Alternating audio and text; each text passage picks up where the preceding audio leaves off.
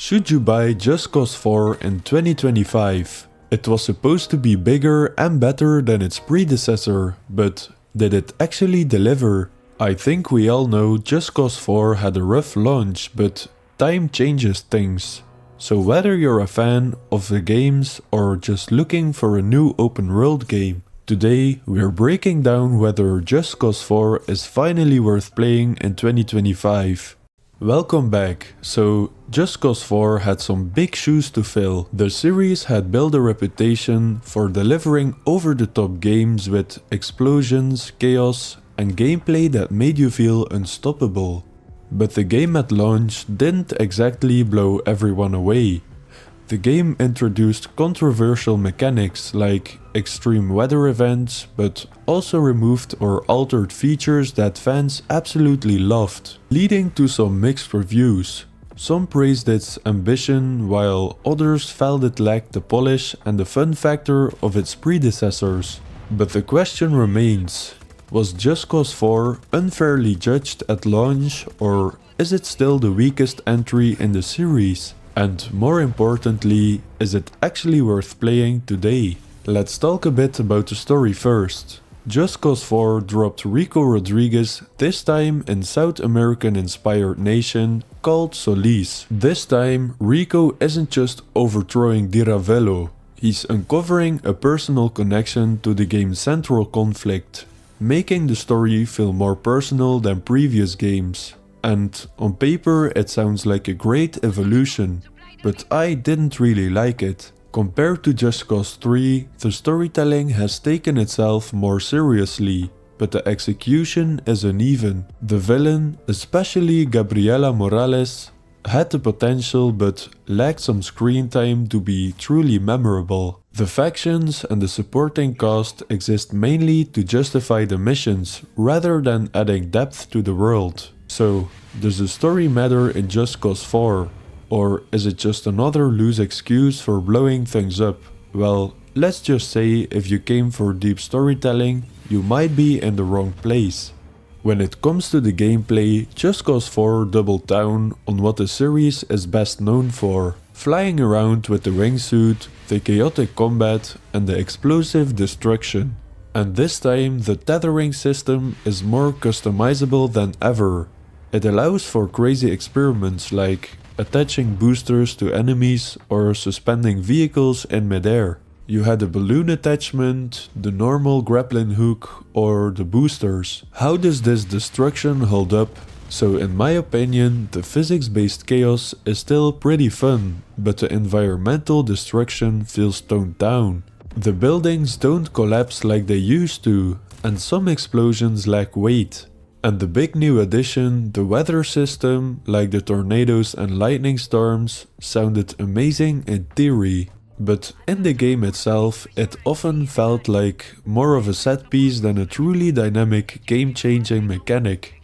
The game introduced a new dual mode system for the weapons.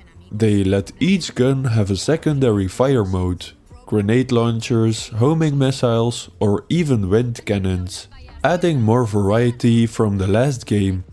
But the overall weapon feel is divisive. Some players find them more satisfying than others. And you have plenty of vehicles in this Just Cause game, ranging from some military tanks to sports cars. But oh my god, I don't know how they did it, but the handling is so much worse than in Just Cause 3. The vehicles feel floaty and imprecise, making driving more of a necessity than a pleasure. The real fun lies in hijacking helicopters, flying jets, or just using the upgraded grappling hook. Speaking of the gadgets, customization is where the game tries to innovate. The new grappling hook mods let players tweak the boosters, airlifters, and tethers. One of the biggest questions surrounding the game is whether its missions and open world activities can keep players engaged, because this is probably the most important thing of any game. At first glance, the game offers a massive playground filled with potential. So the main story missions follow Rico's battle against the Black Hand, often incorporating the game's weather mechanics. While these moments create cinematic set pieces, the actual mission structure can feel very repetitive very quickly. Go here, you blow something up, and you move on. The repetitive story structures, together with the story you won't really care for, serves for a really forgettable experience. I guess they surprised me on one point, and that's that they could make a worse story than Just Cause 3. As for the side content, which were the challenges, stunts and faction-based activities, they felt more like busy work rather than meaningful diversions. The faction system offered upgrades for Rico's gadgets and abilities, but progressing through them can feel grindy rather than rewarding.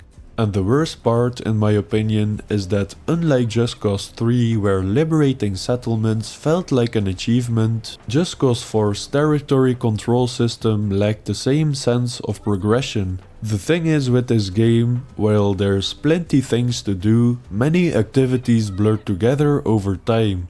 The open world is massive, but it doesn't offer enough depth beyond the destruction. And that's where Just Cause struggled to keep me engaged. At launch, the game was also criticized for its technical issues, with many players feeling it was a step down from its predecessor in terms of visuals and performance. The game suffered notable texture pop-ins, lackluster explosions compared to 3, and an overall downgrade in lighting and environment. On consoles, especially the base PS4 and the Xbox One, frame rates frequently dipped, and the AI behavior felt, let's just say, inconsistent.